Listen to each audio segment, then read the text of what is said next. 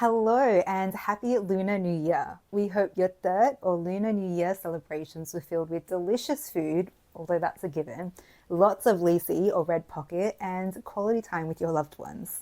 Although we know that sometimes family gatherings can leave a stew of mixed emotions, especially when the aunties and uncles make comments about your weight, your body, or your appearances. And so it feels very fitting that today's episode is about body image. Welcome to Spilling the Jasmine Tea, where we unpack culture, identity, and the taboo topics that we grew up whispering about, but the aunties often said out loud with no filter. As a non-diet dietitian, this is a topic I'm very passionate about. So I may have flooded the conversation with the history of fatphobia, diet culture, and the role of the medical and pharmaceutical industry.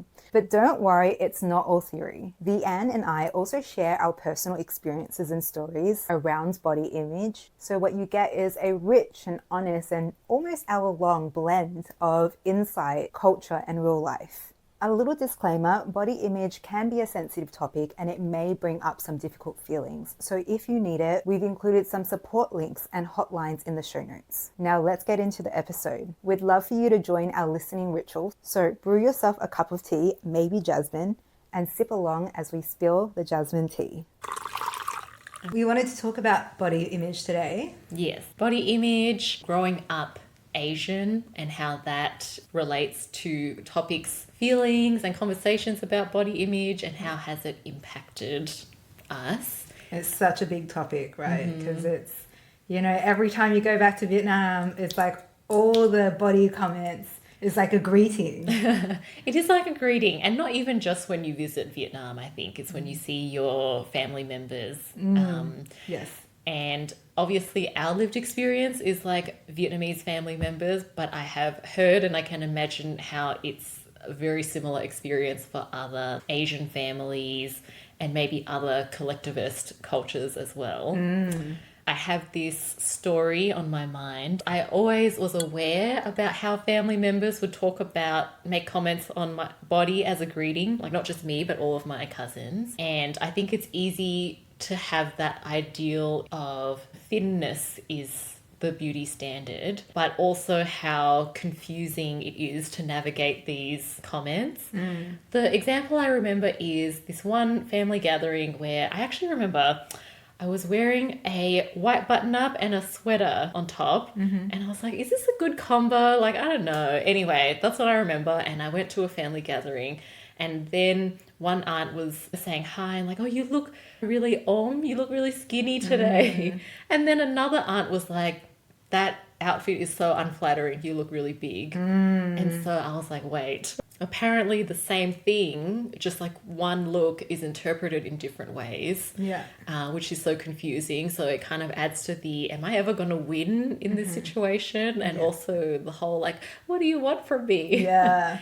And often when they say, oh, you look big, it's not in a neutral term that, in the fat liberation movement, they've reclaimed the term fat and it's a neutral descriptor. But for majority of people, particularly our Asian aunties, being big, there's a negative kind of association with it. Yes. So it's like, how do I win / what do you want from me? But also pushing this one kind of beauty ideal at the same time. But is that your experience with, family members? 100%. Yeah. I say going back to Vietnam because that's where my extended family are. So that's what I associate with these comments with. But 100%. Every time I go back, the first comment's like, oh, it's so good to see you. Oh, have you lost weight or have you gained weight? And it's fluctuated over the years, and I don't track my weight anymore. I basically never think about that. When they ask me, I'm like, I have no idea, but sure, it's what they are concerned about. And then throughout the visit, there's often topics of, they know I'm a dietitian. Often they're like, what should I eat to lose weight? Like, how can I lose weight? And some of my aunts have a little bit more fat on them. Some of them are a lot smaller, but all of them in the 50s and 60s still thinking that they need to lose weight. And it makes me very upset and really sad for them, because it's like in your 50s and 60s, this whole life that you've lived, the love that you've given to all your children, you're still feeling like your body is not good enough. And And it's like, when does it stop? Yeah. It doesn't really, in my opinion, until you choose to stop it, because your body image is not about what your body actually looks like. It's about how you feel about your body. I feel like that is the heartbreaking kind of reality, that actually this doesn't stop. Maybe I know that growing up as a teenager and young adult, hearing a lot of those comments made me, and I think a lot of my cousins, self-conscious, but just that other side of maybe these comments also reflect insecurities that our aunts and maybe uncles are having. Yeah. And that it doesn't actually end, but Yeah. that is really hard. Yeah. And it stops them from, like you said, appreciating like what their body has gone through, creating so much life for their kids and all that. And just peace within themselves. If you're constantly like, my body needs to be different, how can I change it? There's no peace there. There's that constant, I'm not good enough, my body's not good enough, I need to change it. But then at the same time, I think it's just an expectation that they've adopted. In my experience, my aunties don't really have a restrictive eating mindset because I eat with them. We eat everything. Yeah. In Vietnam, it's very much about communal gathering and communal eating. But yeah, a lot of the times, if they're having this relationship with their bodies, it means that they'll guilt themselves for eating this food or so much food. And they just live with that guilt and that my body's not good enough, so there's no peace.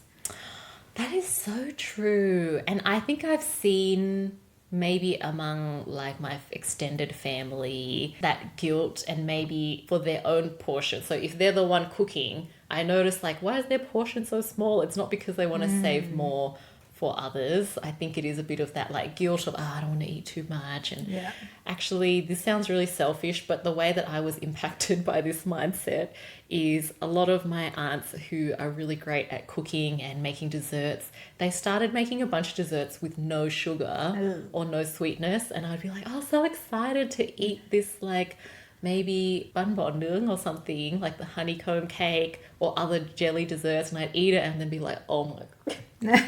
There's no sugar, there's no sweetness. This may as well be like a slice of white bread. And I'd have to, I'm like, thanks, auntie, but... I love white bread. Anyway, no, sorry, go on. White bread is great, you know, with other stuff.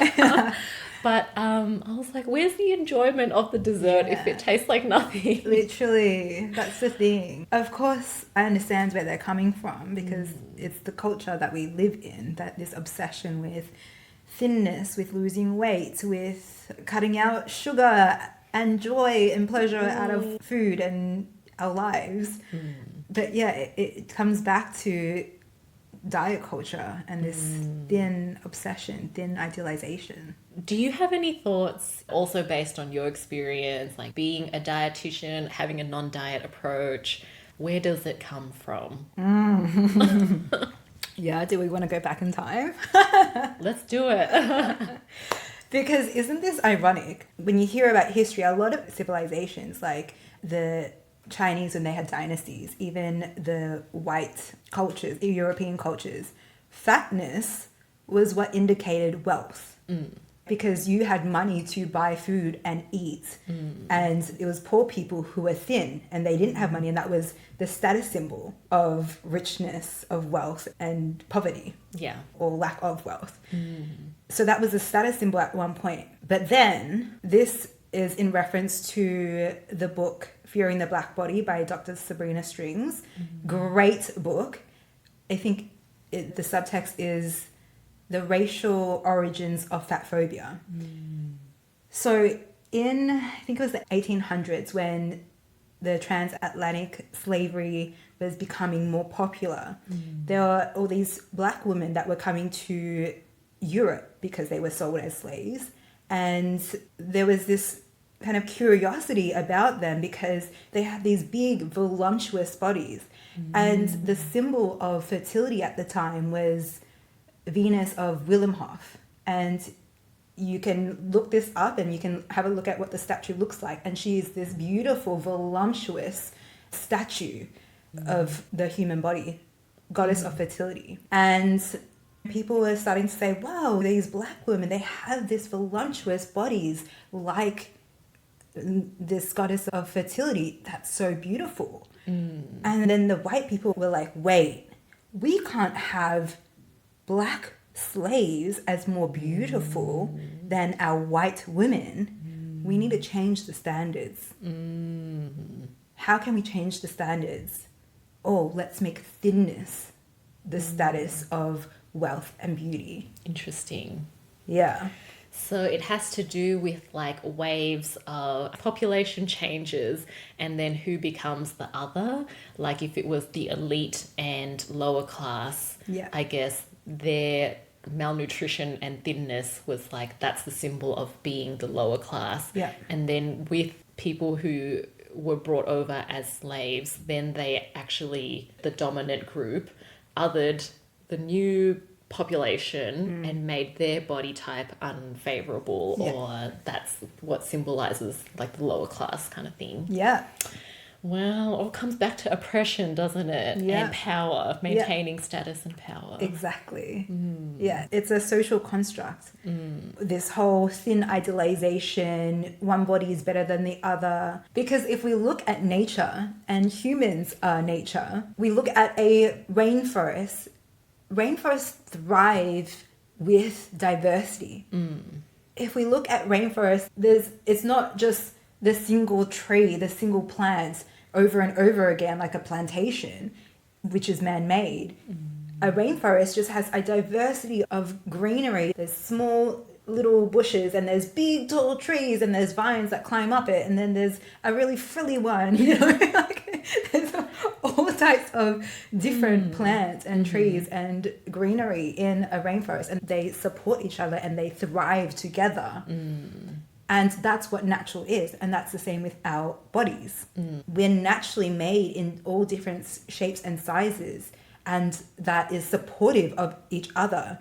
I think if I can jump in with maybe the human biology or genetics example of that is like diversity of genes is what continues a healthy genetic makeup. And I think those examples of royal bloodlines, when it's like too intermingled and not enough diversity, it actually does create like defects, health problems. Yeah. And I think lots of royal families across different countries have experienced that and then were forced to diversify their genes. Yeah. So that's maybe a similar point. Yeah, yes, exactly. Essentially, it's colonization that wants everything to be the sameness because it's more productive that way. And then there's also the separation of this and the other, what's desirable and what's not, what's high status and what's not. In colonization, white supremacy, they've created this idea that bodies should all look a certain type, and that is what's deemed as healthy and beautiful and desirable and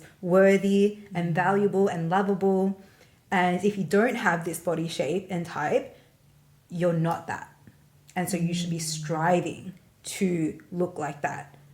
And so in the 1800s, that was the thing with white women. This thin white woman is the desirable body. And anything that deviates from that, such as black women, is not that. So they can't be desirable and lovable and the status symbol. And that's what created the divides. And this is how diets became a thing. So it all stems from white supremacy, racism, as many things do. It does. And I think I can imagine in the like Asian countries context of what is seen as desirable, how at the end of the day it's a lot about the people with the most power, that minority wanting to hold on to their power and desirability and all that stuff. I think the example is the paleness. In these Asian countries, if you have darker skin, it suggests that you're like a laborer or you work outdoors, and it was more esteemed to have, I guess, either no job or be an indoors person is how I think about it. Yeah. And so that's contributed to the desirability of light skin in these countries. And then, shaping the beauty standards that still exist now. Exactly. Yeah. Power. Yes, power. So that's a little bit examples of where did these standards come from. Yes, please read that book though if you want to learn more about this. It's so fascinating, and Dr. Sabrina Strings is just, wow, amazing. But it really unpacks fat phobia and anti-fat bias Yeah. and weight stigma Yeah. in our Western diet culture, which is also influenced in Asian countries, but also has the same themes of the wealthy wanting to keep their status and their power. Yeah, it's such a great analysis. Yeah. Okay, good recommendation. I will check it out. It's crazy how influential these kind of standards are if that's the origins, but it's still going strong today. Oh, yeah. So, how would you say amongst yourself and maybe your clients or friends, how are you feeling impacted by beauty standards or like body image pressures today?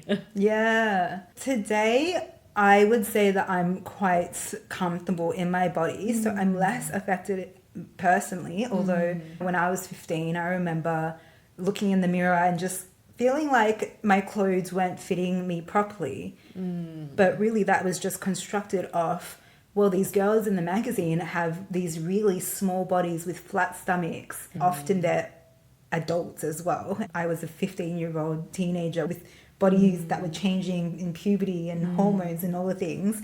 I was comparing myself to these thin women, and this is like Kate Moss heroin chic times.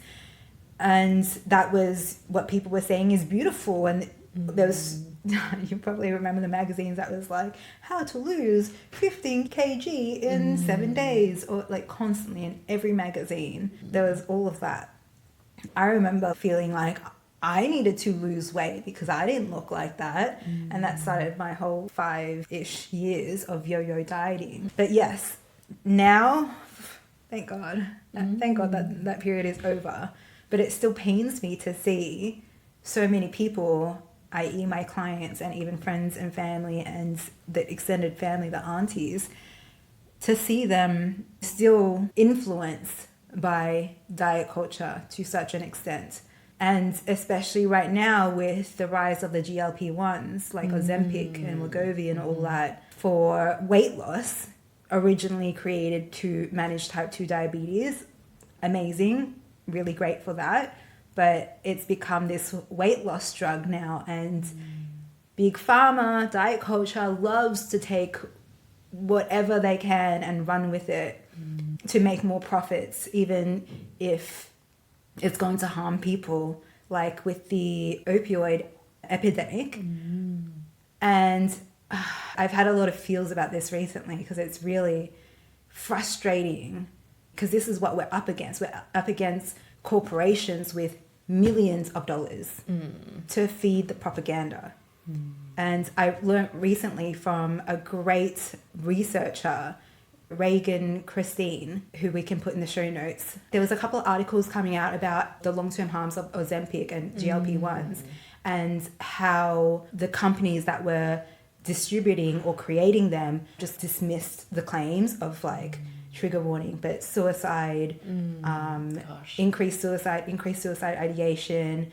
There was another one, but I forgot what the claim was. But they just dismissed it and they were like, no, there's no evidence of that. It's completely safe. We don't have any concerns about that. And I got really deep into learning about the opioid epidemic at some point in my ADHD hyperfocus.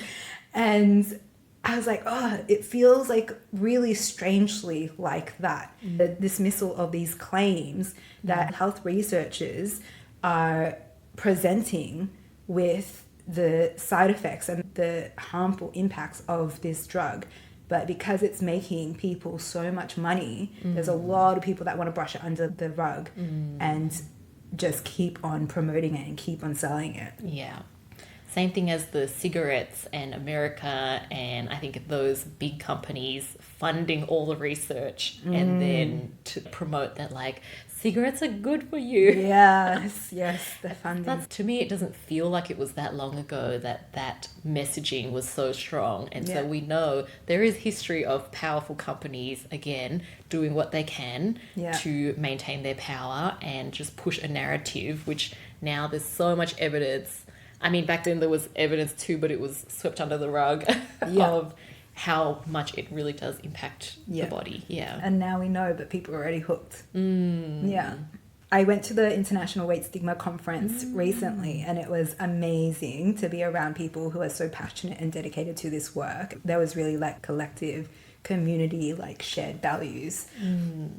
And one of the keynote speakers, and I'll have to again put her name on the show notes because I'm not recalling it now, but she was saying that Novo Nordisk, which is the company that's making Ozempic, is co-opting weight stigma to promote GLP-1s. So we have been fighting against weight stigma because what that does is often in the medical world, weight stigma causes fat people to be underdiagnosed or dismissed, and they're told whatever issue you have a rash on your skin, you have a sore ankle, they're just told just lose weight. I saw that in an episode of Grey's Anatomy. Yep. Yeah.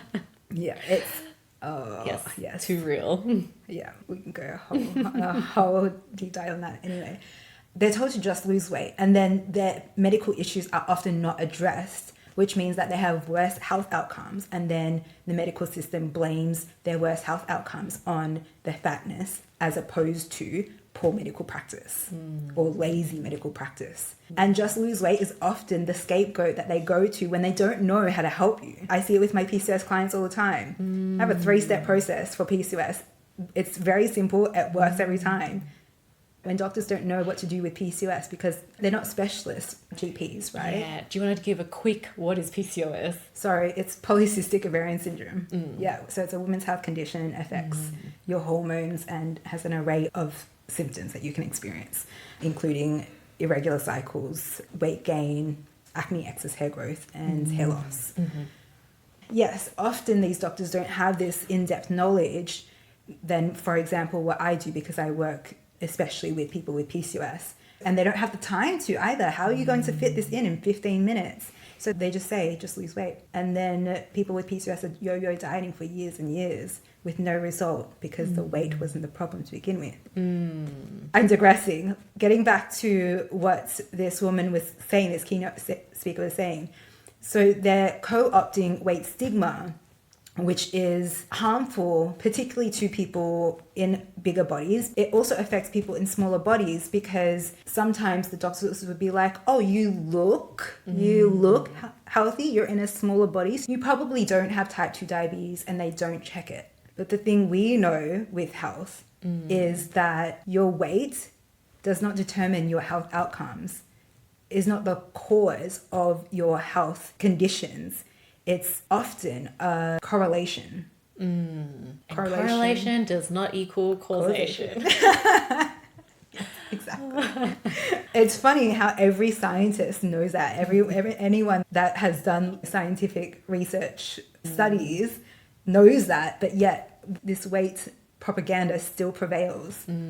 So she was saying that this company is co-opting weight stigma. So we've been fighting against weight stigma and saying we should not be looking at weight as the cause and as the solution. We need to be looking at what is actually the root cause of the problem. Yes. And treating that so that both fat people and people in smaller bodies have better health outcomes. Yeah. I'm a huge fan of root cause analysis. Why not? Because it's hard. Because it's hard and it doesn't make money. Oh, of course. It doesn't make money. It doesn't make money. Because if you say that the weight is the problem, they're trying to say obesity is a disease. It's a disease in itself. And we need to stop having stigma so that we can treat the disease, so that we can give these people Ozempic, GLP-1s, and we can cash the profits. Yeah. And they will try to take the weight loss medications, lose weight after a while, but then gain the weight back, because that's what often happens with weight loss for 95 to 98% of people, as statistics show.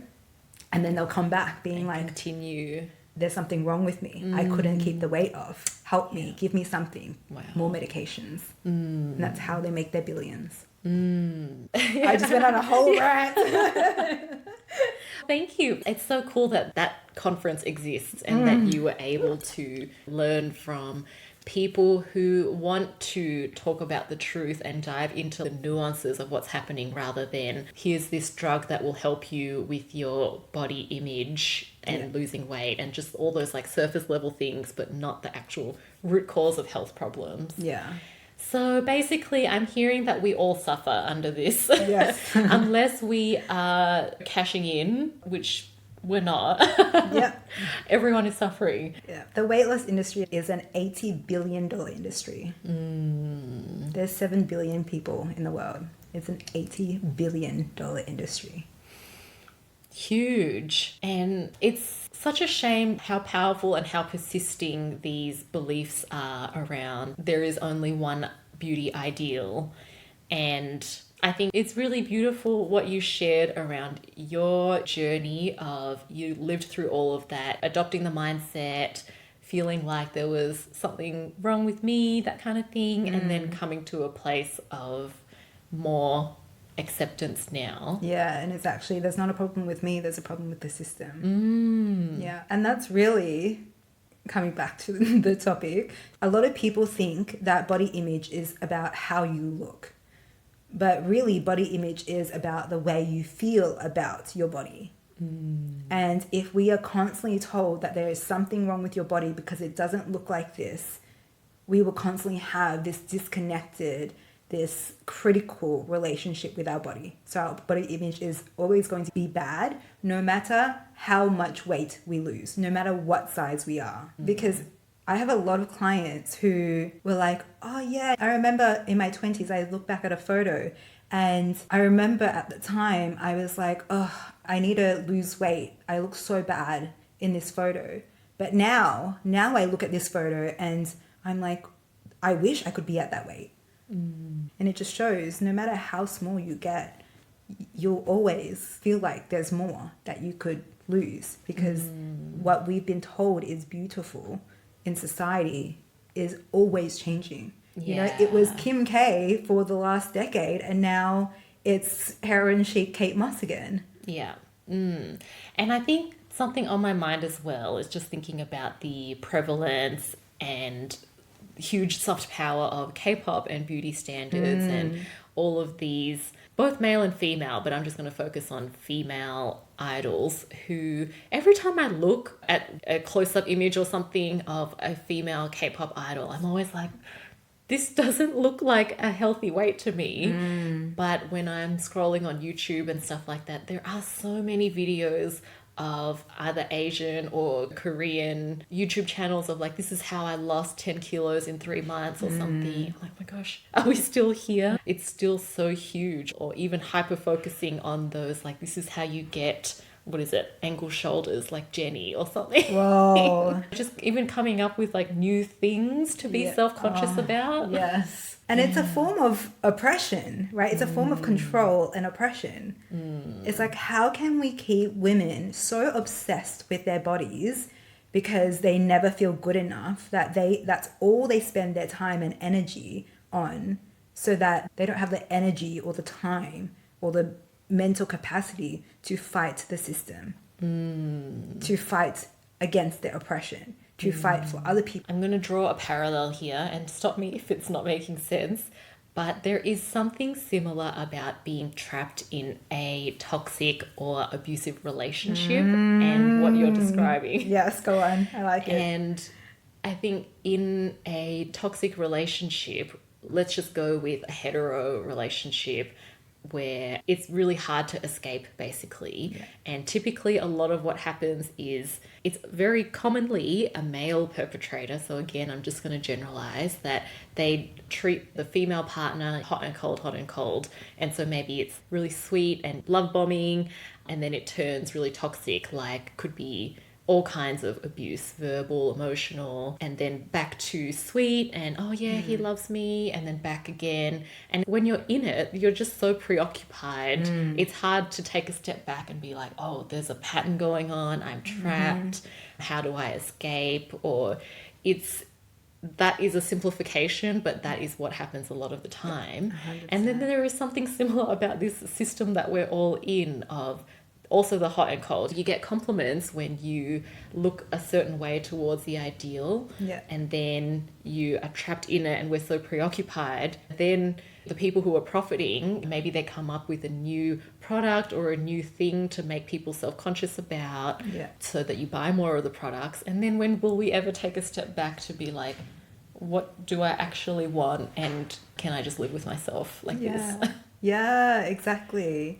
It's like there's constantly a new bar that you have to chase. You're in survival mode, so there's no, what do I want? What do I value? What's important to me?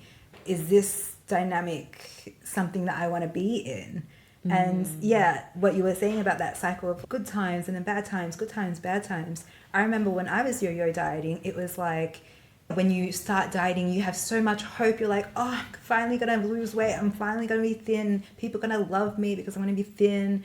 And then you get the compliments as well, or the compliments in quotation marks, where people are like, oh my gosh, have you lost weight? And you like feel so good because people like bringing this positive energy towards you. And that's the product of the system, right? And so you feel good for losing weight, but then you gain weight again, and then someone makes a comment on it and you feel crappy about yourself. And you're like, oh, like I'm worthless, like I'm unlovable, like I need to lose weight again. And then so you go on another weight loss diet and you start to lose weight, and people are like, oh my gosh, you look so good, have you lost weight? And it's just that cycle of like hope and then despair, because inevitably you gain the weight back, because often dieting practices are unsustainable. When you started with that parallel, I was like, immediately I saw what you were saying.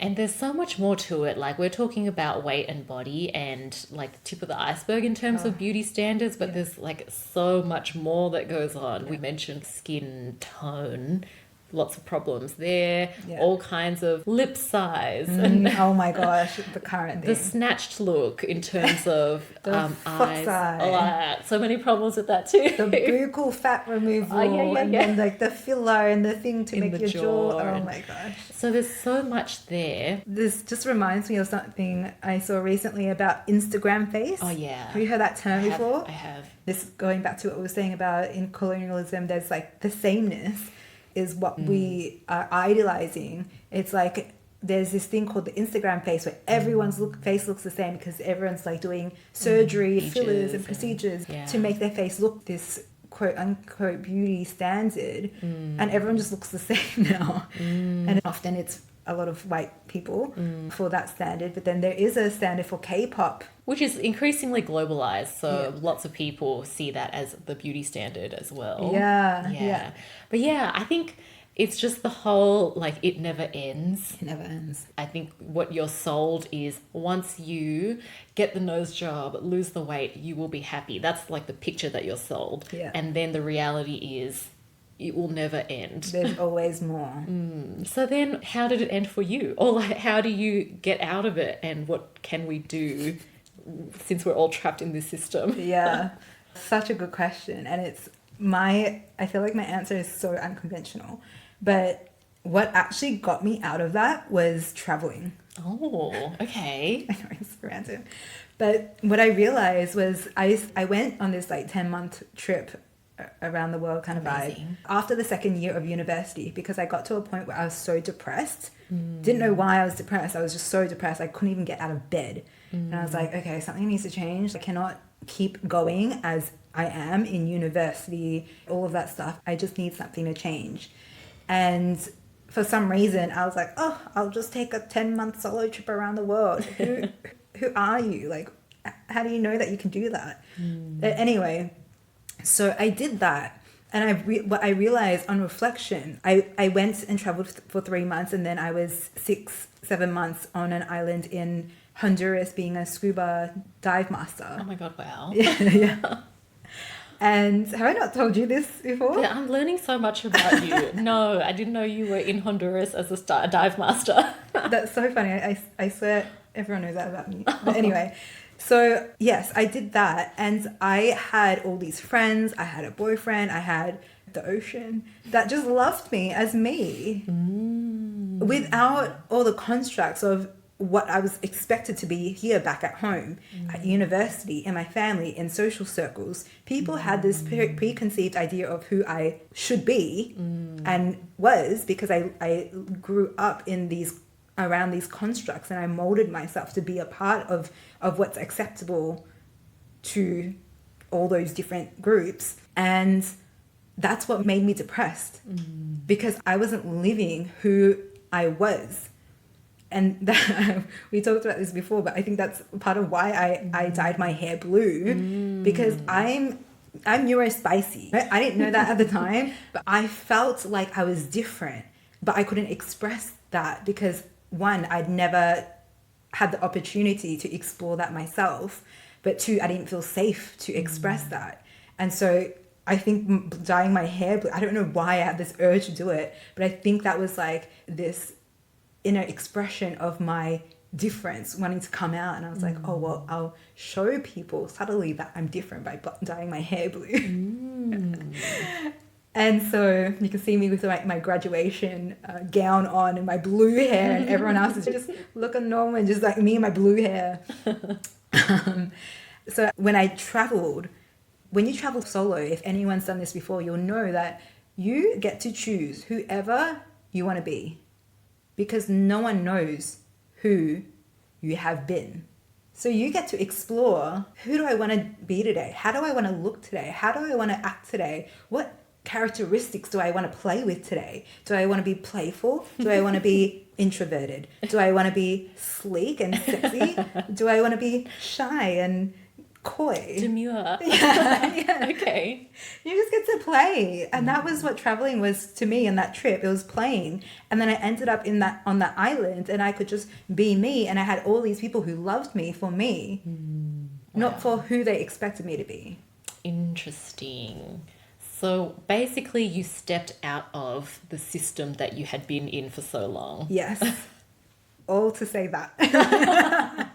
I love how you summarize so well. Oh, well, I like the storytelling, so thank you. Thank you for the journey. Yeah. So yes, I stepped out of the system that was telling me you have to look like this to be lovable and worthy and happy. Yeah, what I like about that is, this is what I've always had the suspicion, is that there's more than one way to live. And I think when you're in that same place of you're being fed the same messages as your peers, whether it's social media, like traditional media, whatever it is, it feels like there's only one way to live. Whereas I think, going to different places, like the lifestyle is completely different. Yeah. Like, I don't even know can you be a dive master in Melbourne? You can. Oh, it's okay. cold though. Okay. But anyway, so just like a totally different environment. You're like, yeah, there are other ways to live, and then there's other ways to be as well. Yes. And that you can experience joy, pleasure, happiness, love without the things that you've been told that you need to have. That's essentially how I broke out of being obsessed with changing my body. But it was only when I started really practicing intuitive eating, that was when I started to build a more strong and trusting and loving relationship with my body. Because once you start to intentionally get to know your body as if it's another person, as if it's a friend. Yeah. Wow. It's like when you meet a new person and you start to connect with a person, and you connect with, if they're like a loving friend, a caring friend, a thoughtful friend, a passionate friend, an exciting friend, you start to learn about their qualities that you really appreciate about them. And your body is a special type of friend because it's also you, and your body is constantly trying to support you and help you be in the best, most thriving, most joyful place possible. And when you learn that and you notice those little cues that it helps you to do that, you can't help but start appreciating and caring for and respecting your body. And listening to her. Exactly. I cannot agree more. And I think that's almost exactly a similar journey to myself as well. I know the biggest example, and again, it's going to expose me and sound silly, but my mum had the narrative of milk will make you taller, calcium. I mean, she's trying to fight our DNA. She's 140, by the way. Wow. So it's very hard to fight that DNA. But she just kept convincing if me and my brother drink more milk, we'll get taller. So she really enforced drink as much milk as you can growing up. And I would just feel really sick. Every day I would feel sick, but it was like, whatever. I guess that's normal. But it took me so long. It was only when I turned 18 that my body was like really fighting and trying to force me to listen. Like the stomach aches, all these problems. And I think I did the transition, like switching to skim milk and then soy milk. But I finally listened to my body basically, and my body changed completely, and I stopped feeling sick every day. And now I'm learning about dairy intolerant babies, and I think I was a dairy intolerant baby because my baby photos, everyone jokes about me having a bowl underneath my shirt because it was always really big, like my belly, which I think was bloating. Yeah. But no one knew it was bloating as a child. So anyway, I think the listening to the body was like game changer, and it's like, oh, maybe this is what I need to do. I just need to keep listening to her, stop fighting her, and accepting the feelings of, is it normal to feel sick every day? Yeah, absolutely. To listen to your body though, you need to stop seeing your body as being against you. Yeah. Wait, I feel like we haven't talked about your body image journey. If you have one. I'll share a bit of the journey and where I got to. And I think it is so hard and it's an ongoing battle, but there are a few examples I can share that highlight the journey. Okay, this one's random, but it also has to do with the image and everything. I have a giant rib. Okay. Like I've got one really ginormous rib here, and the other one is also really big. But it was something I was really self-conscious about during high school because it's like, oh my God, I've got a protruding rib and it makes me look big and all these things. And even at one point I went to get an ultrasound. I don't even know if it was phantom pain, but I felt pain. And I got the results and they're like, don't worry, it's not cancer. And I was like, what? I didn't know that was a potential of what it could be. But the GP was saying, your options are, if it's really bothering you, you can shave it down. And that sounded really extreme to me. And then he said, but it's just something unique to your body and you can choose to appreciate it as something that is like special for you. And I was like, what? Like, I really disliked that at the time. I was like, you don't get it. You don't have a giant rib. But eventually, and it took a while, I was like, that's an interesting, like, it's so cheesy, obviously. But if I do try to think about it differently, obviously it doesn't impact my life. It gives me more protection. That's what I've kind of come to realize. And on my little random storytelling, I'm very ticklish. A lot of people try to tickle me. But my giant rib does protect me. Oh. And they're like trying to poke me to tickle me. They're like, ow. I'm like, yeah, that was my rib. That's so cute. So I've come around again to, love her. Yeah. And I think it's such a silly little example, but I think that there's so many insecurities and things like that, you know, plague us. And in my work with a lot of female clients, I know that insecurities about the body exist a lot. And most of the time, it comes from this like little offhand comment once upon a time. Yes. And I would say a lot of the times it's like a 12-year-old boy that's like, why do your eyebrows look like that or something? And then it becomes something that you're self-conscious about for a long time. Yeah. I love your little stories. They're so micro, but they're so good. Oh, well, thank you. But yes, I agree with what you were saying about how a lot of our body image issues come from when we're younger.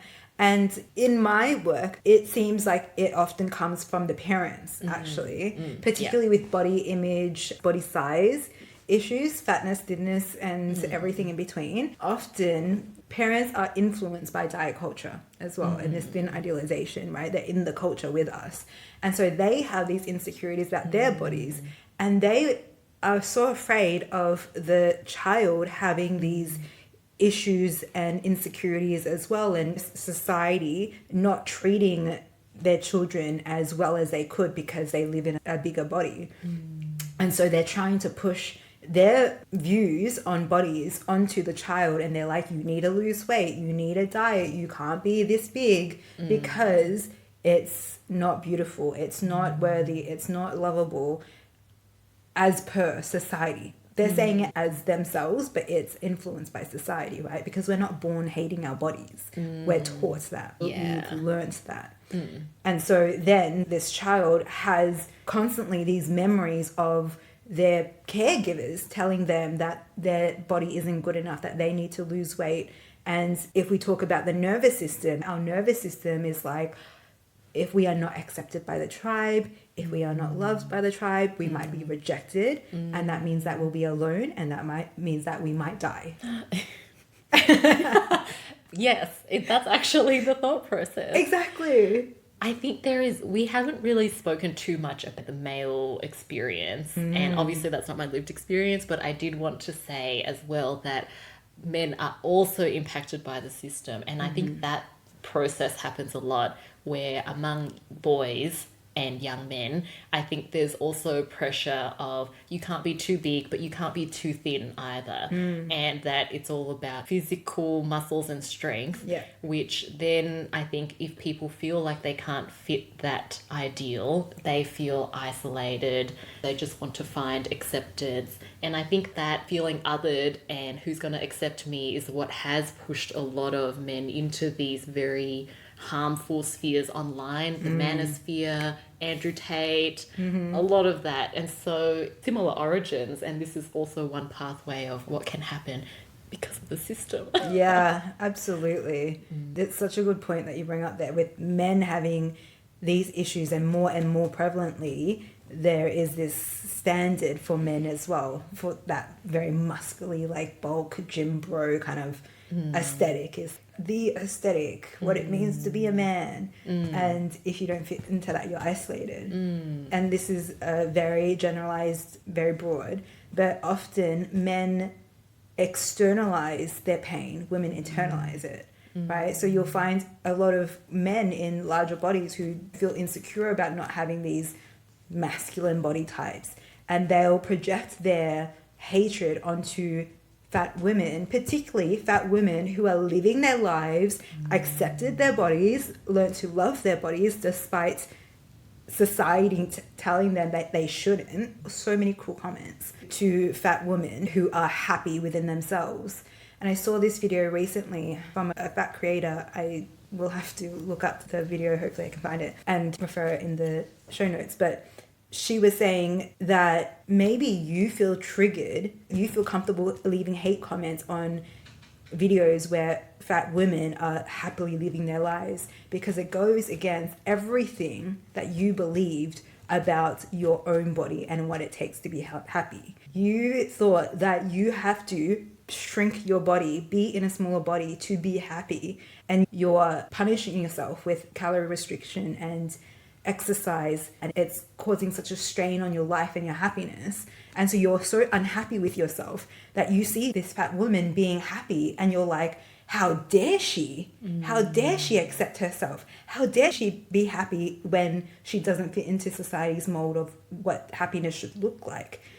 And there's just this complete disconnect that you've internalized and now are projecting because you can't accept that for yourself. Yeah, a very, very sad pathway and reality that happens. And that lateral violence that you described, I think I can see how it happens, like in that example, from men in larger bodies to women in larger, but also like among women with the same body type. And men and women all the same, right? Oh, like all the genders. Women in smaller bodies who had to shrink themselves and really restrict their calories, and they're watching this bigger woman just be happy. And they're like, I'm not happy. I'm in a smaller body. I'm working so hard. Like, how dare they be happy? Basically, anyone's comments about your body is just a projection of how they feel about theirs. Yeah, it definitely is. And if we can tie it all the way back around from the first example of family members commenting on our bodies, often as a reflection of insecurities they have about their own bodies, what can we do to step out of the system for ourselves and the people around us? Yeah. Well, a very direct example with when the last time I went to Vietnam and got all the body comments, I just changed the topic. Okay. Deflection, because really educating them isn't, I know they're not going to receive it. You have to pick your battles.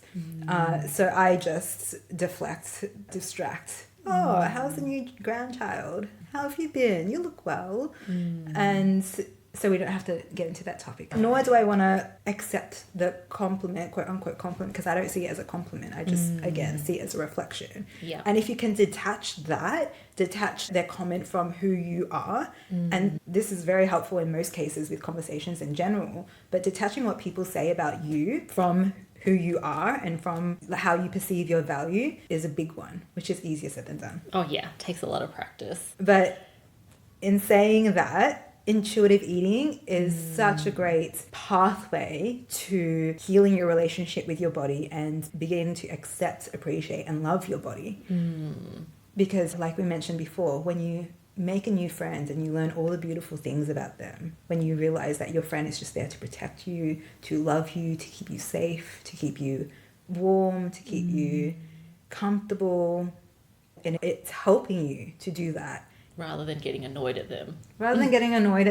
Yeah. Okay. Yeah. So connecting more with yourself, disconnecting from external constructs. Interesting. Actually, one of the phrases that I still say a lot is tune out of the external noise, tune into your body. Oh, I like the tuning into your body. Yeah.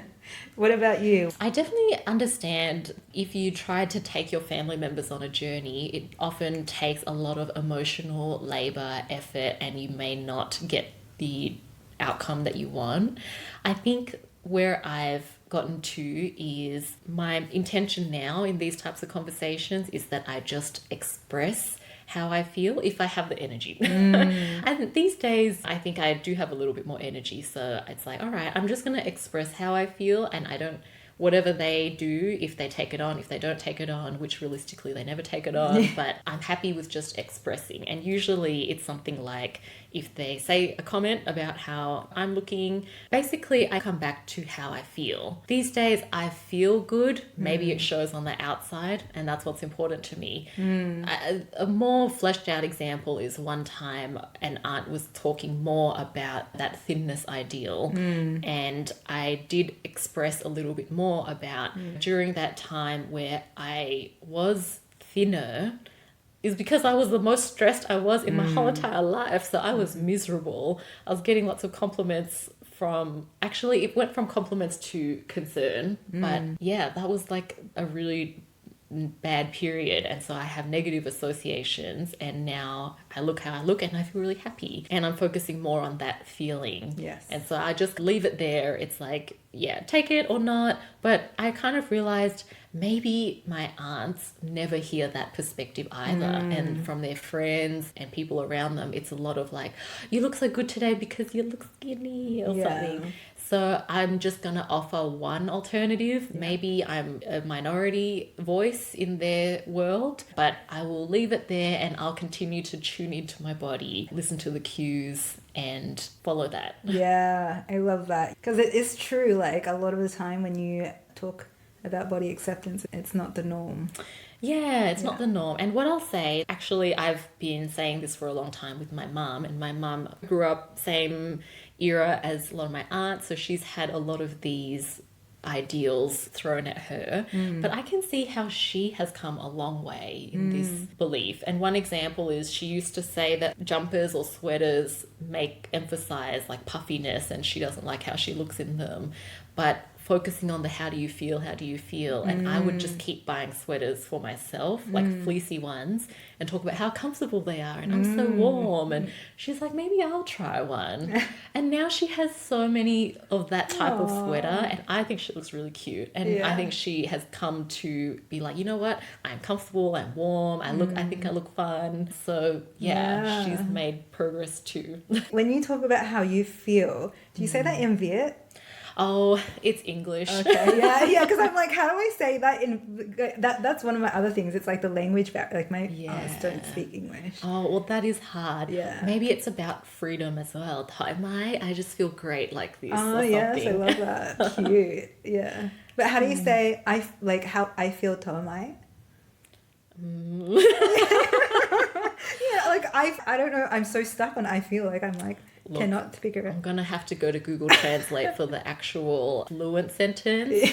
I usually communicate in almost like Vietnamese charades. Like I'll throw Yeah. out keywords, Okay, yeah, and if they yeah. understand me, they understand me. Okay, but yeah, such a good point. It just reminds me of some conversations I have had with some aunts when they specifically ask me like, what should I eat to lose weight? And then I'll have more of that conversation. But yeah, I see it just, I feel Yes. like it goes over their head. And you know what?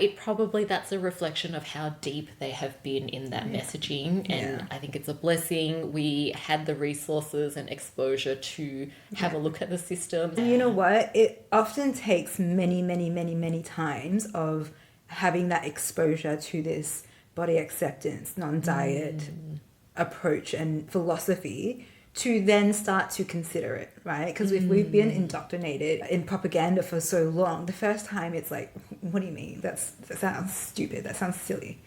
Until usually a few times in, and then you start to see, oh, okay, now this seventh person has said this in a different way, and now it's all starting to, when you have those like epiphany moments, you're like showering, you're like, oh my god, I get what they were saying now. Holy crap. Yeah. And it all just sinks in. Yeah. It can take a bit of that to finally get it. So if you're struggling with body image and you've heard all this body positivity, body acceptance, intuitive eating talk, and you've been like, what the hell are you talking about? Just keep on engaging with this work, because eventually it will sink in. And maybe it will for our family members too.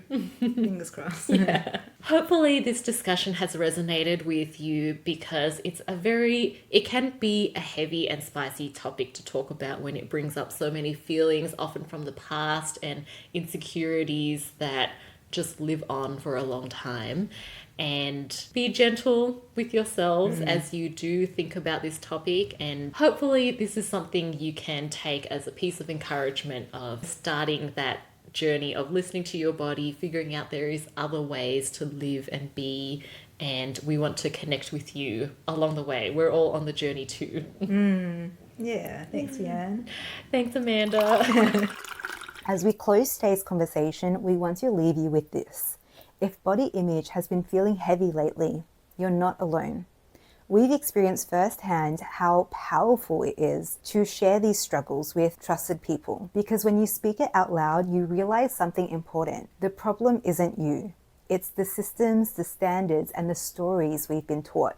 So we invite you to share this episode and start spilling the tea on your own body image journey with a trusted friend or family member. Also, a gentle reminder that there are helpful resources and hotlines in the show notes if you need immediate support. And if you're looking for longer term support, this is the work that Vianne as a psychologist and I as a non-diet dietitian care deeply about. We support people to unpack body image, develop self-compassion, and build a healthier relationship with their bodies. So if that feels like something you want to explore, we'll share our details along with other practitioners in the show notes so you can start your positive body image journey. May 2026, the year of the horse, bring a more peaceful relationship with your body, more honest conversations with friends, and a deeper sense of belonging in your communities. Thank you so much for being here, and we'll see you in 2 weeks to spill more tea.